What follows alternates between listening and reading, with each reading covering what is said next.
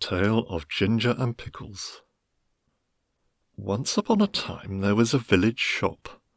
The name over the window was Ginger and Pickles. It was a little small shop, just the right size for dolls. Lucinda and Jane, doll cook, always bought their groceries at Ginger and Pickles. The counter inside was a convenient height for rabbits. Ginger and Pickles sold red, spotty pocket handkerchiefs at a penny 3 farthings. They also sold sugar and snuff and galoshes. In fact, though it was such a small shop, it sold nearly everything, except a few things that you want in a hurry, like bootlaces, hairpins, and mutton chops. Ginger and Pickles were the people who kept the shop. Ginger was a yellow tomcat, and Pickles was a terrier. The rabbits were always a little bit afraid of Pickles. The shop was also patronized by mice, only the mice were rather afraid of Ginger. Ginger usually requested Pickles to serve them, because he said it made his mouth water. "I cannot bear," said he, "to see them going out at the door carrying their little parcels." "I have the same feeling about rats," replied Pickles, "but it would never do to eat our own customers. They would leave us and go to Tabitha Twitchit's." "On the contrary, they would go nowhere," replied Ginger gloomily. Tabitha Twitchit kept the only other shop in the village. She did not give credit. Ginger and Pickles gave unlimited credit. Now, the meaning of credit is this. When a customer buys a bar of soap, instead of the customer pulling out a purse and paying for it, she says she will pay another time. And Pickles makes a low bow and says, "With pleasure, madam," and it is written down in a book. The customers come again and again and buy quantities, in spite of being afraid of Ginger and Pickles. But there is no money in what is called the till. The customers came in crowds every day and bought quantities, especially the toffee customers. But there was always no money. They never paid for as much as a pennyworth of peppermints. But the sales were enormous, 10 times as large as Tabitha Twitchit's. As there was always no money, Ginger and Pickles were obliged to eat their own goods. Pickles ate biscuits, and Ginger ate a dried haddock. They ate them by candlelight after the shop was closed. When it came to January the 1st, there was still no money, and Pickles was unable to buy a dog licence. "It's all very unpleasant. I'm afraid of the police," said Pickles. "It's your own fault for being a terrier. I do not require a licence, and neither does Kep the collie dog." "It's very uncomfortable. I'm afraid I shall be summoned. I have tried in vain to get a licence upon credit at the post office," said Pickles. "The place is full of policemen. I met one as I was coming home." "Let us send in the bill again to Samuel Whiskers, Ginger. He owes 22 and 9pence for bacon." "I do not believe that he intends to pay at all," replied Ginger. "And I feel sure that Anna Maria pockets things.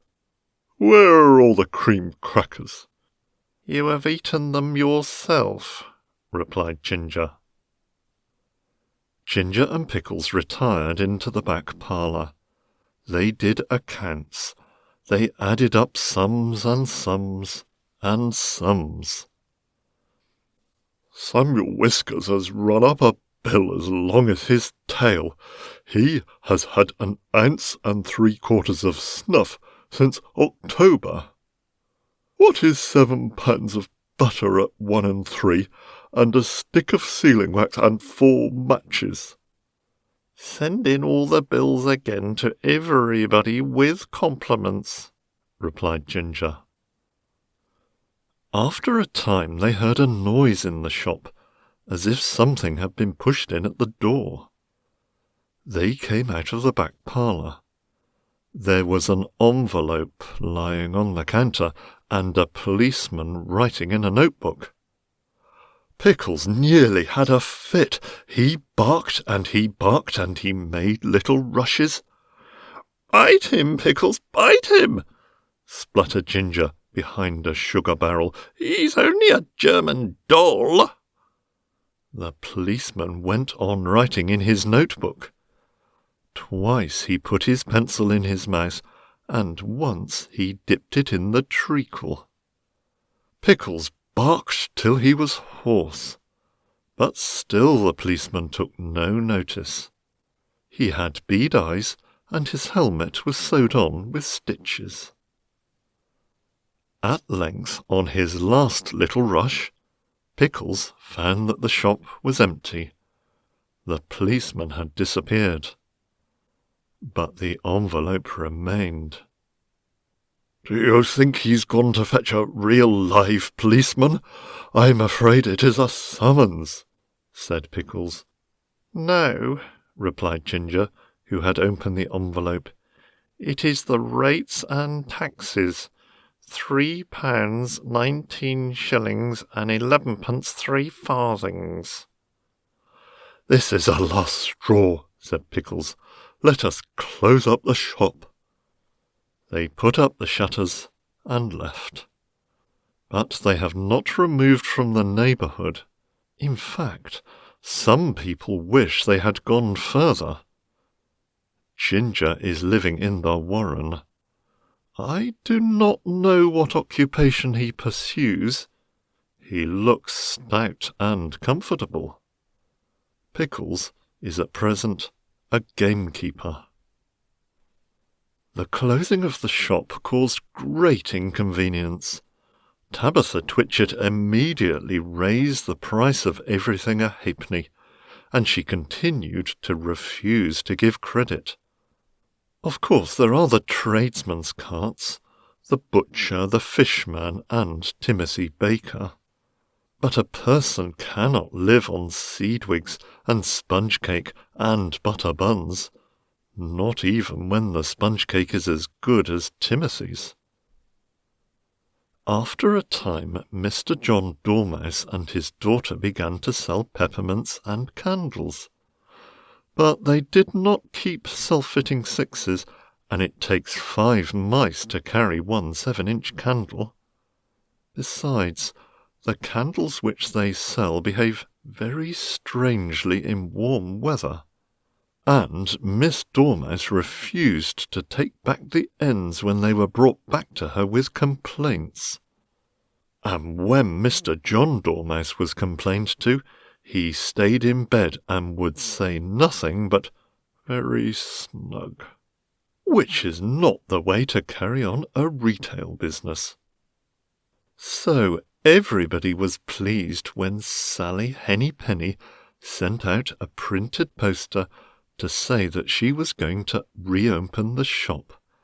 Henny's opening sale, grand cooperative jumble, Penny's penny prices, come buy, come try, come buy.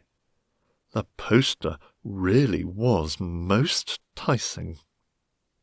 There was a rush upon the opening day. The shop was crammed with customers, and there were crowds of mice upon the biscuit canisters. Sally Hennypenny gets rather flustered when she tries to count out change, and she insists on being paid cash, but she is quite harmless.